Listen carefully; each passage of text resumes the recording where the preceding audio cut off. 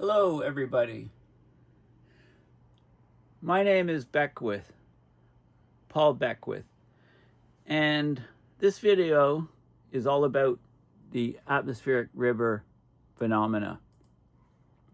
So the very nature of atmospheric rivers within the climate system is changing, and I want to talk about some of the most recent peer-reviewed scientific papers on atmospheric rivers. So we're seeing various global trends occurring. So atmospheric rivers are basically becoming larger in size. They're becoming more numerous. They're happening more frequently. And they're carrying a lot more water vapor than they used to before. And there's new scientific methods to actually detect when an atmospheric river is occurring. The change of atmospheric rivers is not uniform globally. There's various regional patterns occurring. So there's new scientific projects. There's one called the ARTMIP, ARTMIP project, which is benchmarking and giving very detailed data sets on when the actual atmospheric rivers are occurring and where they're occurring. We're also seeing a definite poleward shift in the atmospheric river locations of where they're occurring. And this is happening in both hemispheres. It's been happening over the last couple decades. It's mostly attributed to the changes in the ocean, the great marine heat wave events that are occurring, and the changing of the large-scale wind patterns. And of course, the jet stream is correspondingly changing and migrating. I've already talked in the previous video about, Hadley cells going to higher latitudes, and then in turn Ferrel cells going to higher latitudes, and so on. So those are all playing into it. Basically, we're getting changes in precipitation patterns many places because of the changes in the atmospheric rivers. There was a paper in the Journal of Hydrometeorology in just this year. It looked at over 43,000 atmospheric river events across the Western US, and it found that the flooding risk has gone way, way up, especially if the soils have been saturated from previous rainfall events. So then you don't get as much infiltration of water into the soils, so you get more runoff. So the peak stream flows are 2 to 4.5 times greater when you've got this preconditioned wet soils. There's atmospheric rivers that head down into Antarctica, bringing moist air, causing increased snowfall in some regions, or in low regions on coastal regions, even some rainfall. And the atmospheric river-driven precipitation is expected to increase in Antarctica significantly. And if you look at Antarctica is basically a very dry place. And even though the atmospheric rivers are still fairly infrequent in Antarctica, they are increasing in number, and they provide the bulk of the precipitation over Antarctica. I mentioned, or I haven't mentioned yet, but the ENSO phenomena, the El Niños, the La Niña events that occur, generally they set up patterns. For example, in La Niña events, you get dry areas, you get very, very little rainfall in parts of the southwestern US, but sometimes we're getting lots of rainfall in La Niña years in that area of the US because of atmospheric rivers bringing in that water. Also, recently, there was an event I talked about in a separate video of monsoon rains actually crossing the Himalayan mountain border, bringing a lot of rainfall and snow into parts of Tibet, at the 4,000, 5,000 meter level, and monsoons are normally operating at about the 1,600 to 1,700 meter level. So I mentioned that maybe this is due to atmospheric rivers. I think the jury's still out on that, since that just happened.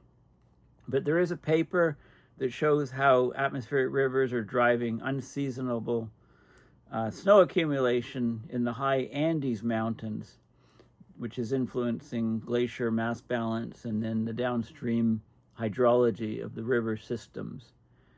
Okay, so there's all of these new results. So let me talk a bit about the peer-reviewed science. So I'll go over some of the recent papers and news articles on atmospheric rivers that I've come across.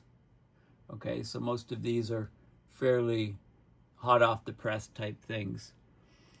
So here's a paper that was just published in May of this year, open access, GRL, Geophysical Research Letters, characteristics of super atmospheric rivers. So very, very high intense atmospheric rivers that are associated with explosive extratropical cyclones over the northern Pacific Ocean. Okay, so basically the atmospheric rivers are elongated, narrow corridors of concentrated moisture in the atmosphere. Transport significant amounts of water vapor outside the tropics, and they can cause heavy precipitation, because transporting that water vapor, which is a gas, of course, that gas eventually reaches colder air and condenses and causes clouds, and with so much water vapor and moisture in the air, you can get huge rainfall events and flooding. These atmospheric rivers are often accompanied by explosive extratropical cyclones. The EECs is the term they use, explosive extratropical cyclones over the oceans. So they looked at 118 very strong atmospheric rivers that are associated with these cyclones over the northern Pacific Ocean. Most of the ARs are associated with strong or super explosive extratropical cyclones. So stronger ARs may lead to more explosive development. The AR is typically located in the southwest of the cyclone center, and they give a mean value of the top pressure. That gives an indication sort of the height. This is about between 3.5 kilometers above the surface, where the air pressure is about 700 hexapascals.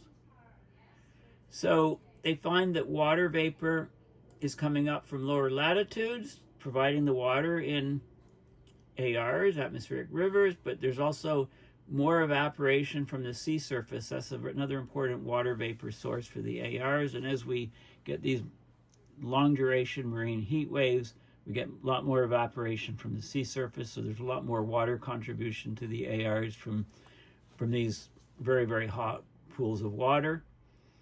Okay, so there is definitely strong links between the ARs and the cyclones that are occurring. Okay, so they go into some of the details. So the key points are 78% of super atmospheric rivers, very strong, the strongest category of atmospheric rivers are associated with strong or super explosive extratropical cyclones. There's a new term they use called atmospheric river top pressure that gives an idea as to the height above the surface that these atmospheric rivers are carrying the water vapor. They found the mean was about 693.51. I like how they say about, right? This is very high precision number. Anyway, let's say it's about 700 hexapascal, about 3.5 kilometers above the surface. The water vapor at low latitudes is a key factor feeding these atmospheric rivers, also evaporation from the sea surface. Okay, so they talk about the history of the cyclones and so on, but let's go down and look at the data. Okay, so these are basically, this is the moving tracks of these extratropical cyclones, are basically the blue lines, and you can see in the Pacific, off the North American continent, you can see the tracks of these things. This is the atmospheric river frequency of occurrence down here, which is in this region, lots of cyclones generated, And then they have a breakdown. They use something called integrated vapor transport to give you an idea. There's different ranges, and then when you get up in these ranges, they're very, very strong atmospheric rivers. So they break down the sort of statistics of them. Again, they show regions where these atmospheric rivers occur and the different meteorology, pressure patterns, weather patterns in the data. Okay, so I think that's, so basically what's important to get out of this paper is that basically these very strong atmospheric rivers in the North Pacific, they're strongly associated with explosive extratropical cyclones. And the explosive extratropical cyclones are basically when the pressure drop in the center of the cyclone exceeds the average rate, or is about the average rate of 1 hexapascal per hour pressure drop, or 24 hexapascals pressure drop in a 24-hour period. Okay, so then you can get, then you call it like an explosively intensifying cyclone, and that's very much pushed, if you like, by these atmospheric rivers. So this is Earth Null School, of course. I'm looking at the E projection here, which gives you the sort of map like this, and you can pick out these. This is the 250 millibar height of the jet streams. The TPW is total precipitable water. Okay, so higher is the light bluish, these regions here, and you can, so these are a good indication of the path of these atmospheric rivers from Earth Null School. So you can see where they are at any given time. A study a few years ago was basically all about ranking atmospheric rivers, right? Putting them into a scale, like similar to tornado scale or hurricane scale. So 5 categories of atmospheric rivers, from the weakest to the strongest. They talk about these rivers in the sky, how research is mostly focused on the west coast of North America and Europe, because very high population densities, and it's people in those regions that are doing the studies. But this study, was more of a global study ranking the scale of the atmospheric rivers. So they created a scale. They're ranked from 1 to 5, like hurricanes, weakest to strongest. Okay, and they could look at the strong ones and correlate them to flood damages and so on. So insured losses due to flood damages increased by a factor of about 10 with every step up in rank of the atmospheric river. So AR5 events cause about 260 million damage on average to the Western US. The term atmospheric river was only coined in 1994. Scientists have estimated some 300 million people worldwide are at risk from flooding due to atmospheric rivers, which on average transport quantities of water vapor more than double the flow of the Amazon River. So you might ask, well, what is the flow of the Amazon River? I remember that the cumulative flow of all the rivers in the world is about 1 sverdrup.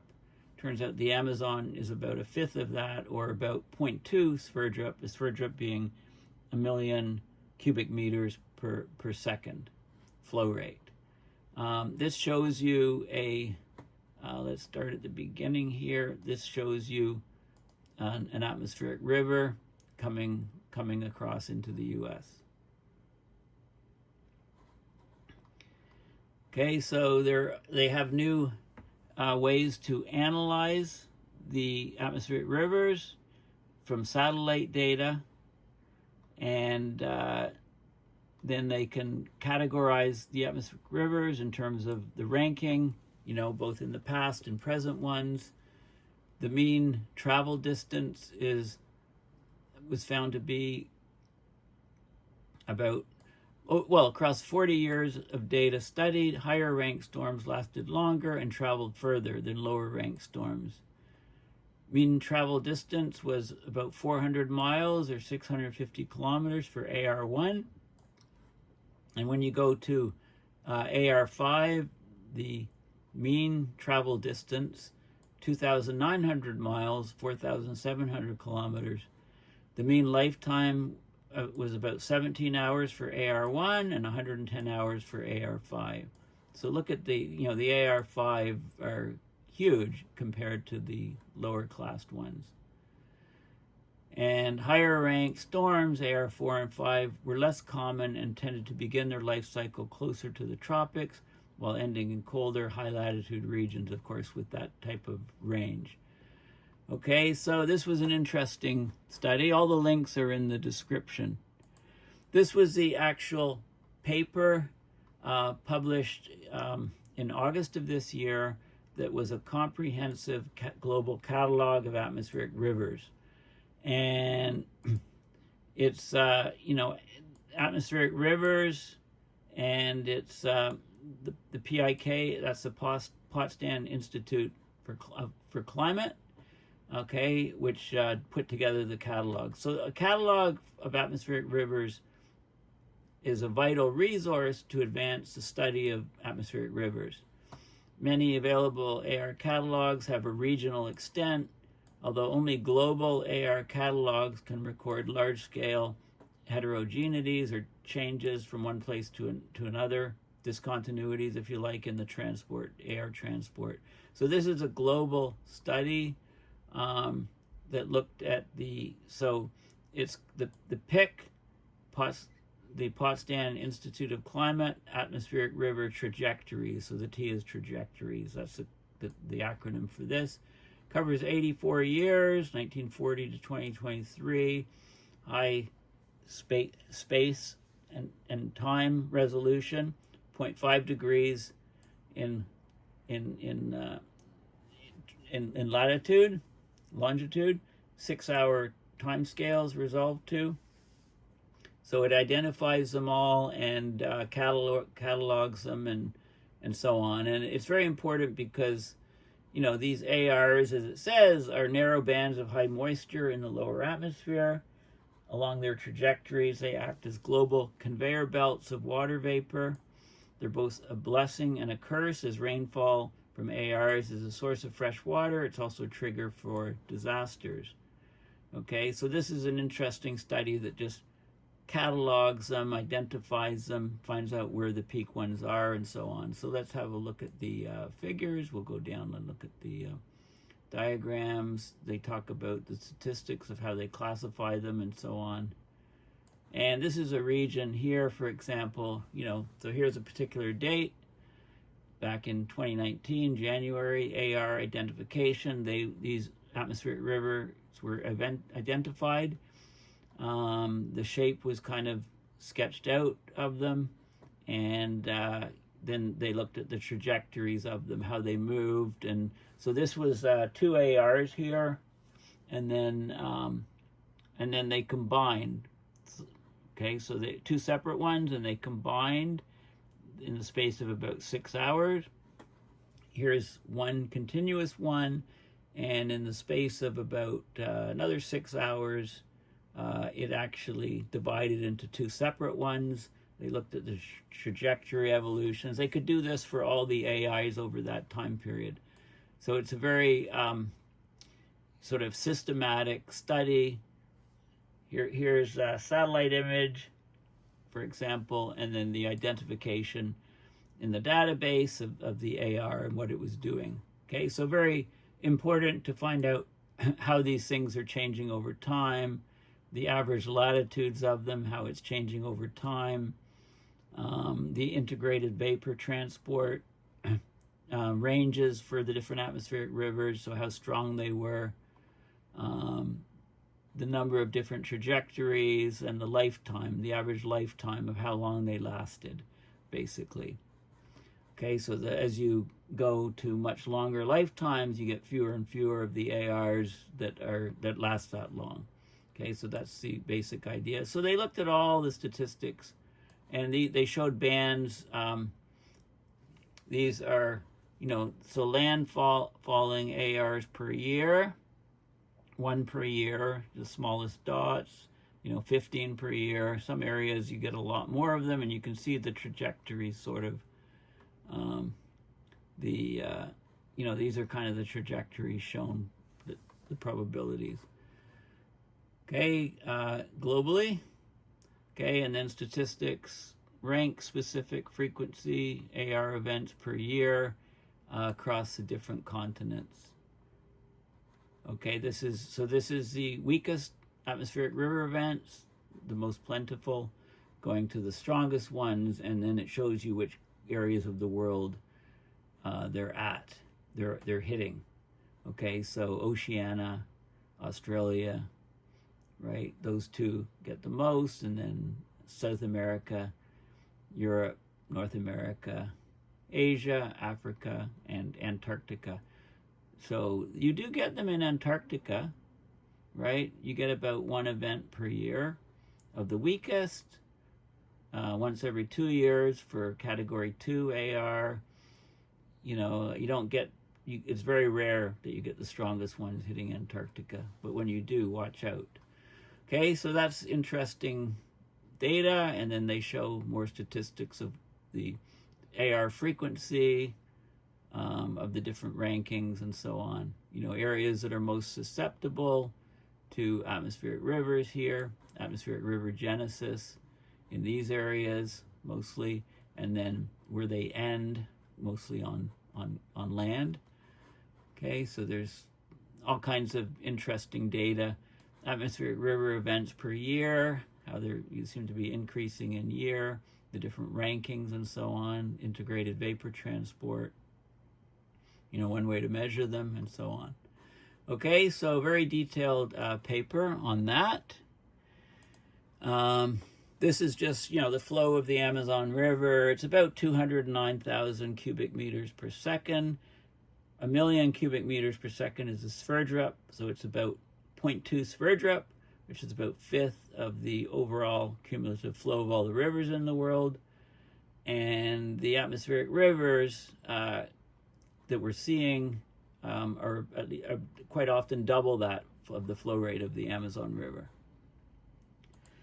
Okay, atmospheric rivers explain atypical El Niño and La Niña years. Okay, so often, certain rainfall patterns and heat patterns occur typically in El Niño years versus La Niña years, but oftentimes we're getting huge differences in what we would normally expect outside the norm, and the atmospheric rivers can explain that. So like a very strong La Niña, for example, it should be very dry and hot in the US Southwest. Sometimes we get torrential rain during La Niña years in that region, and the explanation is an atmospheric river pokes in and comes through. So it seems to operate independent of the ENSO event. So that's basically, so they give an example. El Niño and La Niña are generally associated with wetter and drier winter conditions in the southwestern United States. So El Niño, wetter, La Niña, drier.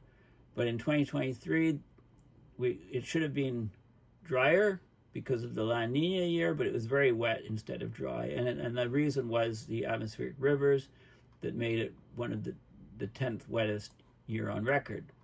Okay, so they're operating, despite El Niño and La Niña's pervasive influence on global climate, atmospheric rivers don't appear to follow their lead.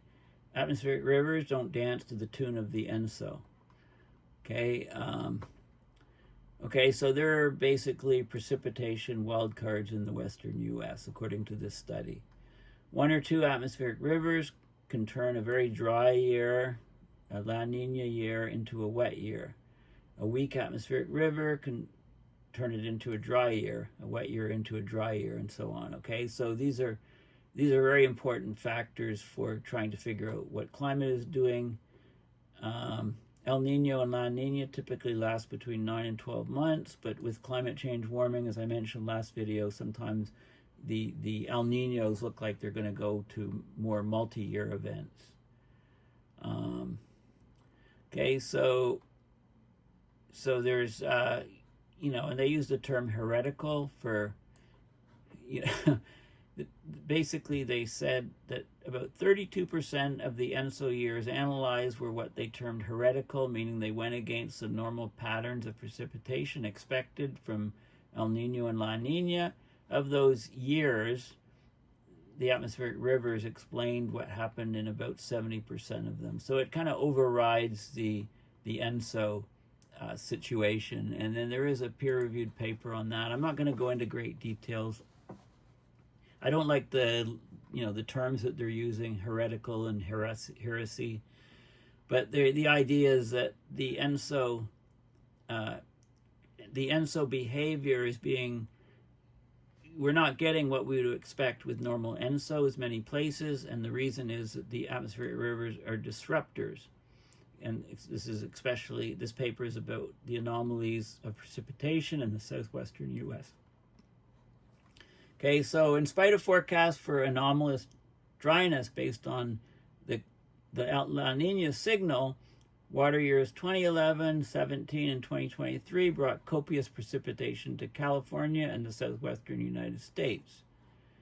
Although the ENSO is the main source of seasonal precipitation predictability, the atmospheric river activity produced the unexpected regional wetness in each of these water years here, so they were a lot wetter than you would expect from the ENSO predictions. So they studied that, and they found that 70% of the explanation was due to these atmospheric rivers that were occurring. So I don't think I'll go into the details. They just show you, these are precipitation anomalies during wet year 2023, so that you can see the different months: October, November, December, January, February, March, April, November, December, January, and so on. The precipitation anomalies across this region, much more water and rainfall than you would expect based on the El Nino. Okay, so interesting phenomena. Atmospheric rivers are strengthening, but are they the scary monster that mainstream media makes out? So this is an interesting article from July of this year.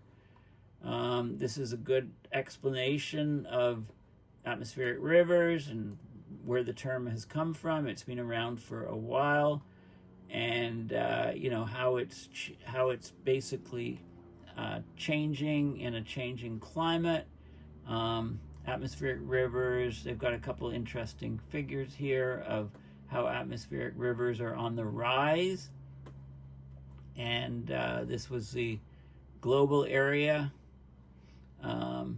ratio, percentage of Earth's surface area based on the globe and based on just the land, and how the atmospheric rivers are changing and what they're doing. So it's a good sort of primer on what's going on. So let's move on to some of the other articles and peer-reviewed papers. Earth's atmospheric rivers have shifted, causing big weather changes. Okay, so they talk about these narrow bands of moisture flowing through the air right above your head. These atmospheric rivers can carry more water than the Amazon River, but they're carrying not water, right? They contain water vapor, not liquid water. Okay, so it's water vapor, which is a gas. Okay, and when these atmospheric rivers reach land, they slow down. The water vapor condenses into clouds, and the clouds can release large amounts of rain or snow. One strong atmospheric river can bury the Sierra Nevada mountain range in several feet of snow. It can rapidly refill depleted reservoirs, but it can also cause floods that damage and destroy neighborhoods. So the patterns are shifting. Okay, atmospheric rivers are no longer traveling along their historical paths. They're shifting towards both poles, and that change wasn't anticipated. They're going poleward in both poles, bringing heavy rain and storms to higher latitudes, which can reshape precipitation patterns globally. Okay, and so this study is all about looking at that. All these ads are really annoying. Okay, so let's have a look at the paper. Okay, this shows some of the connections: tropical rainfall belt expansion, Hadley cell expansion, La Niña conditions, water's cooler here, and how the ARs are shifting towards the pole, and so on. Okay, so of course, climate change compounds the risk of ARs because warmer air holds more water vapor, right? For every degree rise in temperature, you get 7% more water vapor. So the atmospheric rivers can carry more moisture. And secondly, their typical paths are changing. So they're moving towards the pole. So some regions receive fewer storms, but those events are more intense when they do occur. Other regions experience storms much more frequently than before. Okay, so it's having an important effect on the climate. So this is a really good paper. There's been a global poleward shift of atmospheric rivers. Okay, so again, all the links are in the description. This is open source. Atmospheric rivers are key agents in distributing extratropical precipitation and transporting moisture to the poles. Okay, it's a way to bring moisture to the poles. Climate models forced by historical anthropogenic forcing suggest an increase in AR activity in the extratropics. But the reanalysis, looking at the data, has indicated we've had a 6 degree to 10 degree latitude poleward shift of ARs during boreal winter in both hemispheres in the past 4 decades. We've had a big rise of atmospheric rivers around 50 degrees north and 50 degrees south, and we've had a big decrease of atmospheric rivers along 30 degrees north and 30 degrees south. They find that sea surface temperature variability in the tropical eastern Pacific has been one of the keys to driving this global shift of the AR. Okay, and there's also effects from the ENSO, it talks here. Okay, so let's actually have a look at the data, because this is very important stuff. This is the zonal mean, the atmospheric river frequency trend, days per month per decade, and this is European data and some other data, and you can see quite different occurrences. There's different peaks at different regions. Some regions are losing ARs, right, at lower latitudes, and there's a huge shift and increase at higher latitudes. Okay, so this is a trend. We're getting fewer of them at these latitudes and more of them at higher latitudes. Okay, so it's a very, very interesting study, very significant result. These are some other different analyses where this is the AR frequency decreasing at lower latitudes, increasing at higher latitudes in both the northern and southern hemisphere.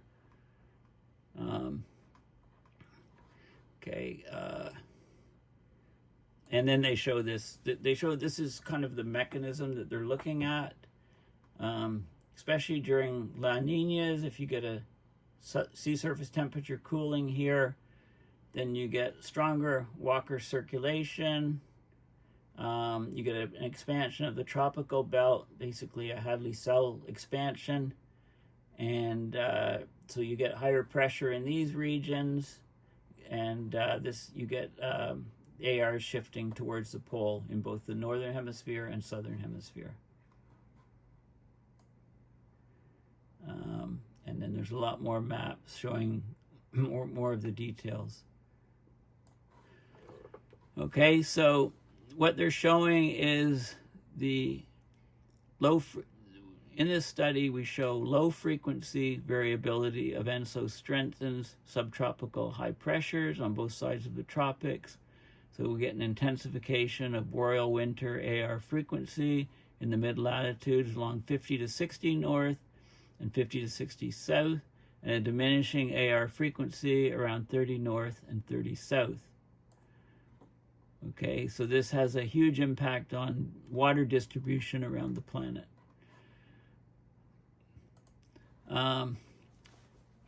This is an article about the wet soils. So if the soils are wet already and then you get an atmospheric river, of course, the water can't infiltrate into the soils, so the flooding becomes a lot worse. And there's a paper here that was just published in June of this year that talks about this. So Atmospheric rivers drive most riverine floods on the U.S. West Coast. But if you estimate the flood risk based solely on AR intensity and duration, it's challenging because the previous conditioning of the soils is important and the watershed and so on. So they looked at, they call it antecedent soil moisture, ASM conditions. So when the soil is already moist and the atmospheric river comes along, you get a lot more water flow in the streams. In fact, maximum stream flow is 2 to 4.5 times larger when you've got wet soils beforehand.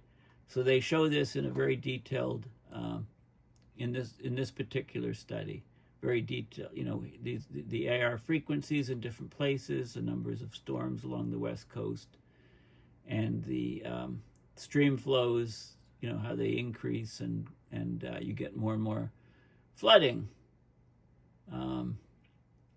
Okay, so that's what that's all about, this paper.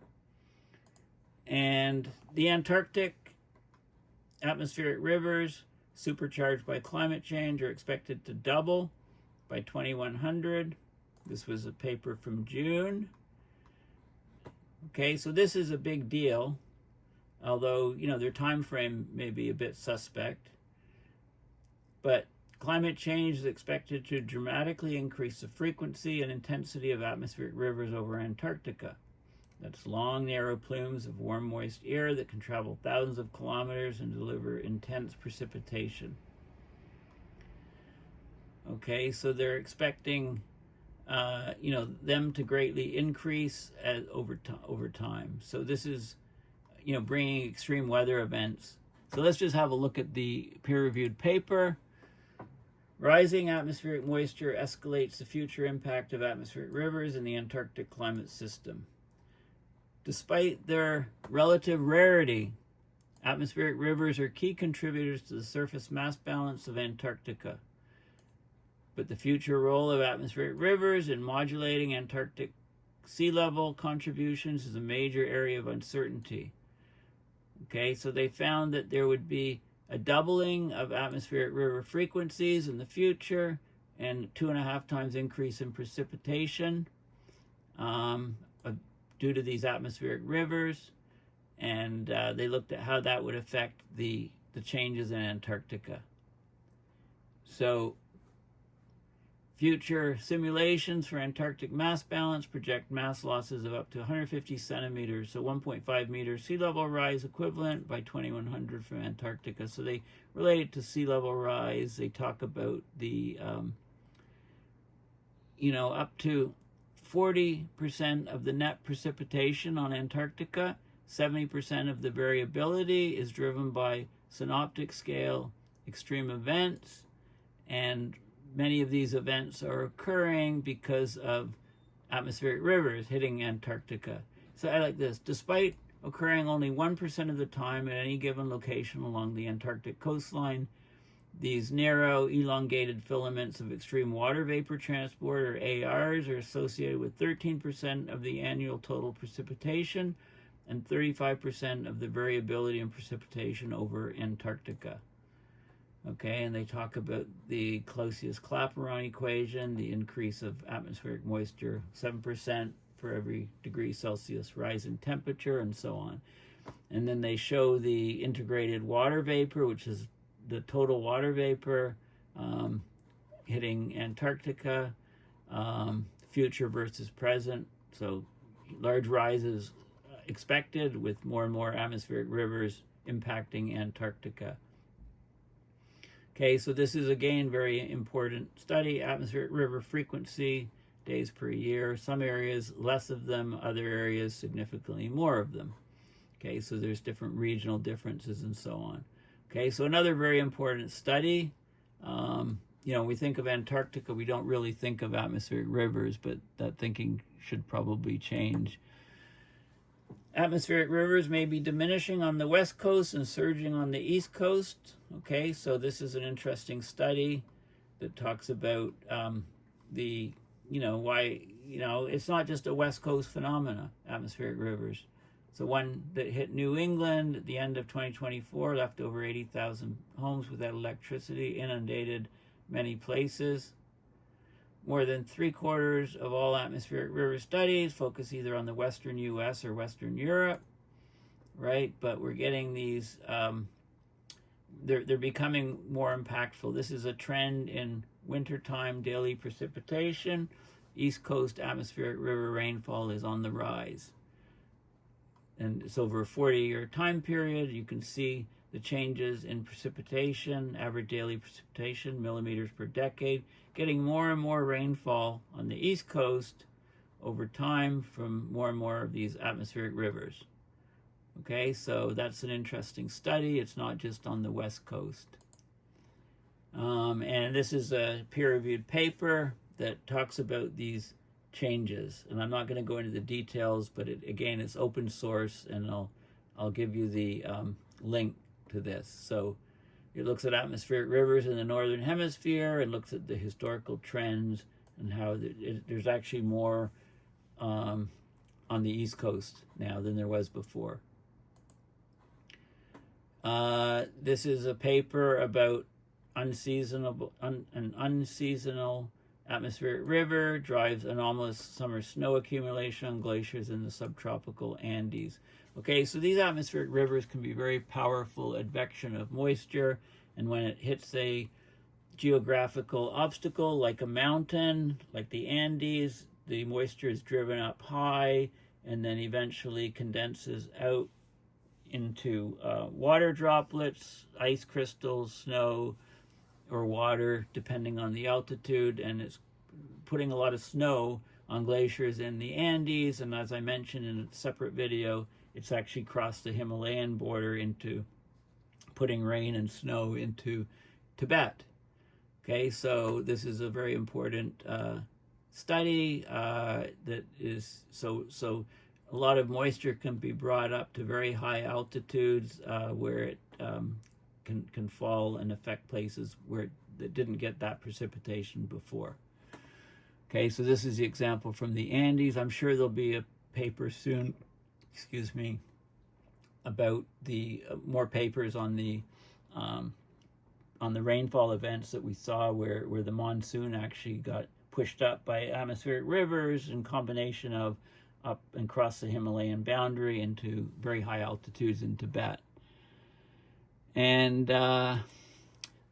this is looking at, there's another paper here on the future projections of East Asian atmospheric rivers in high-resolution climate models. So, you know, atmospheric rivers play a critical role in precipitation in East Asia during the East Asian summer monsoon. And so this is directly related to the, you know, I showed you data recently of what we think is an AR interacting with the monsoon, pushing that water vapor up very, very high into the Himalayas. So this is a study that actually anticipates that sort of thing happening. Okay, so I'll put the link here. And response of atmospheric river width and intensity to aquaplanet warming. Aquaplanet, I guess that's called, they didn't want to say Earth warming, right? Really a water planet. Another paper that came out looking at these, the distributions and so on of these atmospheric rivers. And this is behind a paywall, but I just want to bring it to your attention. Atmospheric rivers cause warm winters and extreme heat events. And there's a paper on how do we measure or observe these atmospheric rivers. This is a physics paper from last year. We can use global navigation satellite system.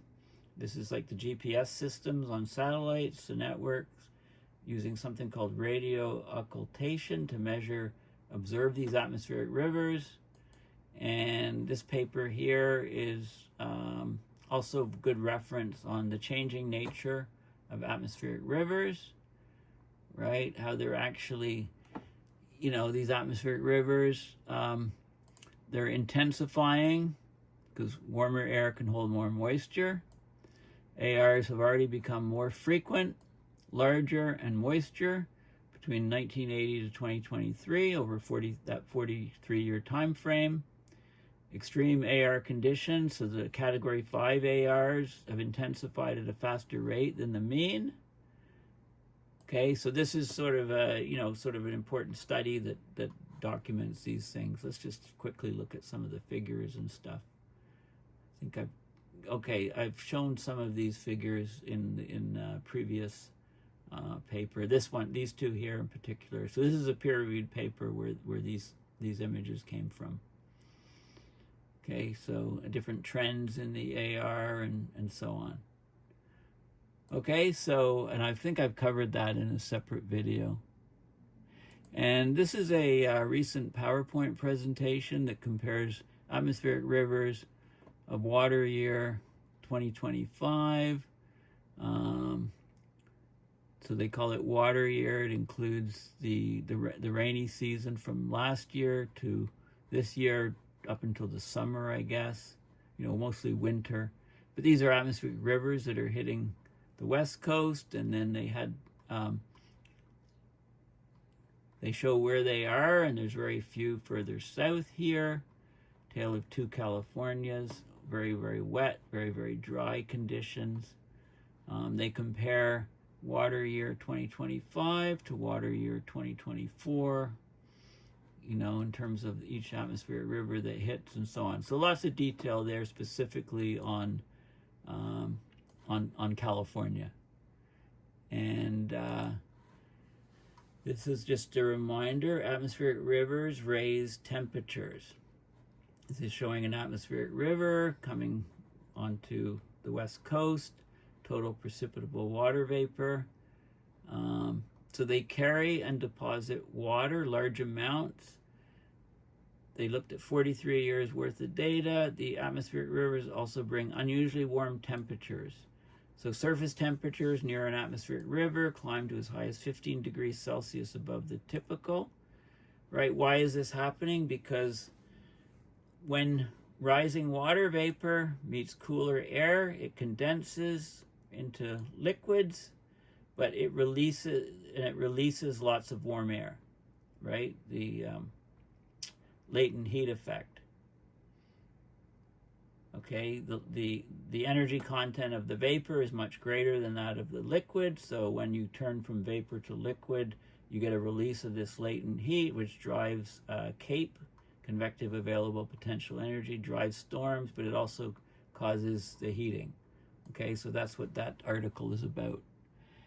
And this is a NOAA site talking about predictable patterns of seasonal atmospheric river variability over North America during the winter. So these things are being studied in great detail because they do carry a lot more moisture and have a lot more impact on places than we thought previously. So thank you for listening. Please consider going to my website, paulbeckwith.net, and donating to PayPal to support my research and videos. Thanks for listening. Bye for now.